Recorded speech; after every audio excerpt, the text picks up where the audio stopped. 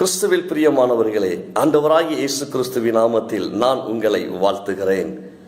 லூக்கா 8ஆம் அதிகாரம் 44ஆம் வசனத்தை வாசிக்கிற பொழுது, 12 வருஷங்களாய் இரத்த போக்குடைய பெரும் பாடுள்ள ஒரு ஸ்திரீயானவள் இயேசுவின் ஆடையின் விளிம்பை தொட்டால் அவள் சுகமானாள்.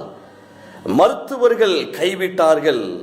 அவள் சொத்துக்கள் எல்லாம் மருத்துவத்துக்கே செலவழிந்து ஒன்றுமில்லாத ஒரு சூழ்நிலையில யாராலும் குணமாக்க முடியாமல் அவள் தவித்துக் கொண்டிருந்த வேளையில்தான் ஆண்டவர் இயேசுவை பற்றி அவள் அறிகிறாள்.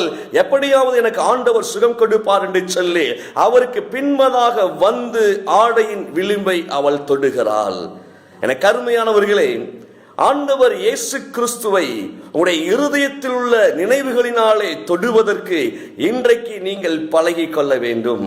உங்கள் இருதயத்தில் என் ஆண்டவர் என்னோடு கூட இருக்கிறார், அவரை நான் தொடுகிற பொழுது, அவரோடு பேசுகிற பொழுது, அவரை நான் வாஞ்சிக்கிற பொழுது என் வாழ்க்கையில் அவர் சுகம் உண்டாகிறது என்பதை நீங்கள் விசுவாசித்து ஒவ்வொரு நாளும் இயேசுவை வாஞ்சித்து நீங்கள் நோக்கி பாருங்கள்.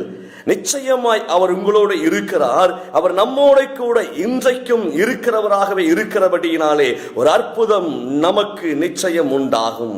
பிரியமானவர்களே, ஆண்டவர் இயேசு அற்புதம் செய்கிறவர்.